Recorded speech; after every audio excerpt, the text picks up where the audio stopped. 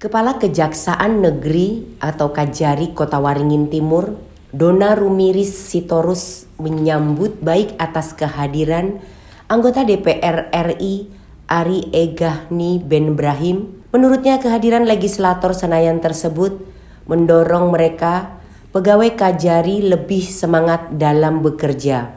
Donna menyampaikan rasa senang atas kunjungan anggota DPR RI sehingga hal itu memberikan rasa semangat dalam mengatasi kasus. Donna mengatakan seluruh pegawai Kejari Kota Waringin Timur sangat berterima kasih kepada Ibu DPR RI Arie Ghani Ben Brahim yang mau berkunjung ke kantor Kejaksaan Negeri Sampit dan menyampaikan hal-hal yang bersifat mendorong kami untuk bekerja lagi lebih baik.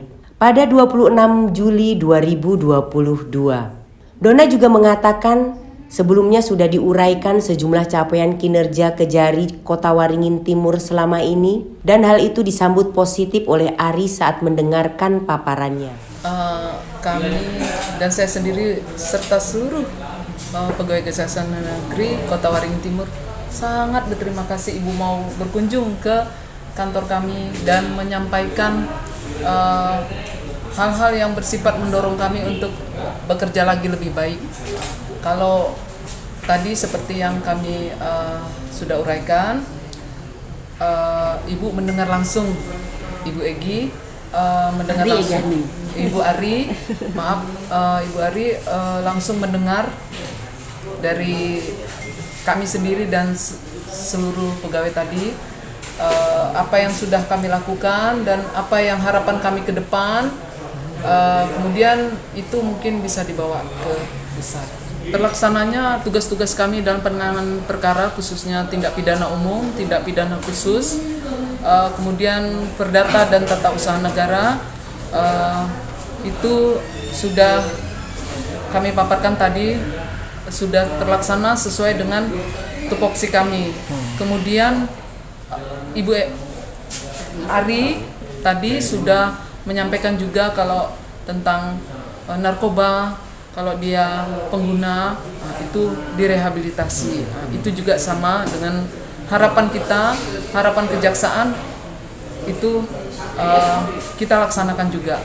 Jadi tidak masuk penjara yang pengguna, yang pengguna yang perlu direhab itu Pak ya. Siap.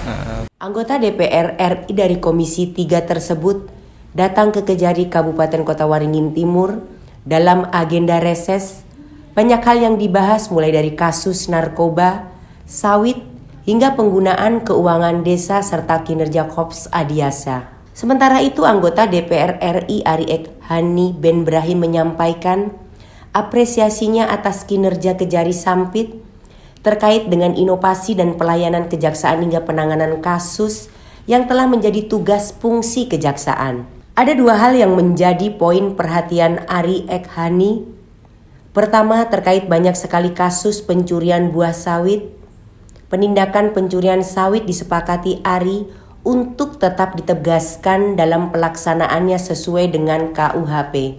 Tetapi jika pencuri adalah masuk dalam kelompok masyarakat miskin, maka tetap dilakukan keadilan restoratif dengan kesepakatan kedua belah pihak dengan ketentuan ancaman di bawah 5 tahun dan kerugian tidak melebihi 2,5 juta rupiah. Saya mengapresiasi yang pertama dulu jajaran Kejaksaan Negeri Kota Waringin Timur dalam hal ini di bawah pimpinan Ibu Kajari Ibu Donna Sitorus SHMH, karena tadi disampaikan beberapa inovasi dalam pelayanan dan seterusnya, juga penanganan kasus. Nah, kalau dari saya sendiri selaku anggota Komisi 3, saya share pengalaman dan saya menggarisbawahi supaya jajaran Kejaksaan Negeri Kota Waringin Timur dengan kondisi situasi tentang kasus-kasus hukum yang ada di wilayah Kabupaten Kota Waringin Timur, terutama ada dua hal yang menjadi point of view saya, yaitu tentang kehadiran ada perusahaan sawit atau juga kebun-kebun sawit personal yang banyak sekali terjadi pencurian. Nah, saya tetap setuju dan sepakat bahwa pencuri sesuai dengan RKUHP yang ada, dengan KUHP yang ada itu tetap ditindak ya. Tetapi ada hal-hal khusus yang ingin saya sampaikan tadi, yang sudah saya sampaikan, yaitu tentang supaya ketika misalnya pencuri ini katakanlah masyarakat miskin dan betul-betul miskin dan hanya untuk makan, maka sesuai dengan peraturan Kejaksaan Agung tentang restoratif justice, maka harus dilakukan keadilan restoratif. Dan ini sudah jelas harus ada kesepakatan kedua belah pihak dan hukumannya di bawah 5 tahun, kemudian tidak melebihi kerugiannya 2,5 juta. Nah, tadi juga disampaikan informasi bahkan secara rigid kepada saya bahwa ternyata kasus-kasus ini pencurian sawit juga ternyata majority dalam skala yang besar. Nah, kalau seperti ini kan kita tidak bisa juga untuk membiarkan. Harus kita memberikan pendidikan dan pelajaran dan yang paling penting penegakan hukum. Nah, itu yang pertama. Yang kedua adalah saya menyampaikan untuk penegakan hukum yang humanis, luhur dan bermartabat kepada kasus-kasus misalnya yang dialami oleh para kepala desa.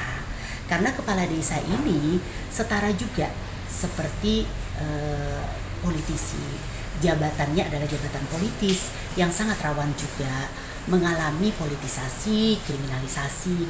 Nah, oleh karena itu saya bermohon kepada Ibu Dona dan jajaran bagaimana dalam tupoksi beliau untuk mengatensi keberadaan kepala desa dengan memberikan bimbingan di awal ketika kepala desa melakukan program-program kerja pembangunan sesuai dengan dana desa dan anggaran dana desa yang dipercayakan kepada kepala desa, sehingga tidak ada lagi di Provinsi Kalimantan Tengah kepala desa yang menjadi tersangka. Itu yang menjadi perhatian saya, dan ini sudah direspon dengan sangat baik dan menjadi catatan oleh beliau dan seluruh jajaran, dan saya bangga dengan penerimaan ini. Saya mengapresiasi sehingga tugas saya sebagai anggota Komisi 3 dalam melakukan serap aspirasi dan fungsi pengawasan dapat berjalan lancar, dan sejatinya inilah tugas dan fungsi seorang anggota parlemen untuk bagaimana memahami daerah pemilihan. Ya, kalau kepala desa seperti yang kita tahu ya, tidak semuanya memiliki sumber daya manusia yang mumpuni, sehingga mungkin niatnya baik, tetapi dalam dia menyelenggarakan pembangunan, mengadministrasikan pertanggungjawaban, itu yang membuat dia sering terjerat. Nah, oleh karena itu saya tadi juga sampaikan, supaya dalam hal ini aparat penegak hukum secara konteks, sekarang saya ada di Kejaksaan Negeri Kota Waringin Timur, supaya memberikan edukasi, sosialisasi kepada para kepala desa supaya mereka tidak lagi terjerat oleh aturan hukum dengan melanggar hukum yang mereka lakukan karena ketidaktahuan tadi. Terkait narkoba tadi kan di Kalteng hampir 30%. 70%. 70% warga binaan yang ada di dalam lapas dan rutan se-Kalimantan Tengah itu akibat terpapar narkoba. Itu bukan kata saya ya, itu kata Kepala Kantor Wilayah Kementerian Hukum dan HAM. Jadi datanya jelas gitu, supaya kita clear ya Bu. Ya, nah itu saya juga minta, tadi pagi saya ke Polres, kemudian siang ini saya ke Kejaksaan Negeri, supaya sebagai aparat penegak hukum untuk kasus narkoba ini bisa dilakukan restoratif justice ketika dia sebagai pengguna, bukan pengedar, karena dia juga korban, ya. Nah, kendalanya adalah ketika dia sebagai pengguna kedapatan dan hasil tes urinnya positif berdasarkan peraturan perundang-undangan, karena di Kalimantan Tengah masih belum memiliki panti rehab, maka sering langsung dieksekusi untuk dijatuhkan hukuman. Nah, jadi itu masalahnya. Kalau di sini ada panti rehab, maka dia akan masuk dalam untuk direhabilitasi. Tetapi ada solusi, tadi saya sudah menyampaikan, diberikan pilihan. Seandainya memang itu terjadi, ditanyakan kepada keluarga, apakah mereka mau rehab. Kalau mereka mau rehab kan itu bisa dijalankan seperti itu. Terkait hal itu, Kejaksaan juga diminta juga memberikan pemahaman ke masyarakat karena justru masyarakat tidak mengetahui hal-hal yang melanggar hukum sehingga kejaksaan perlu melakukan etika baik.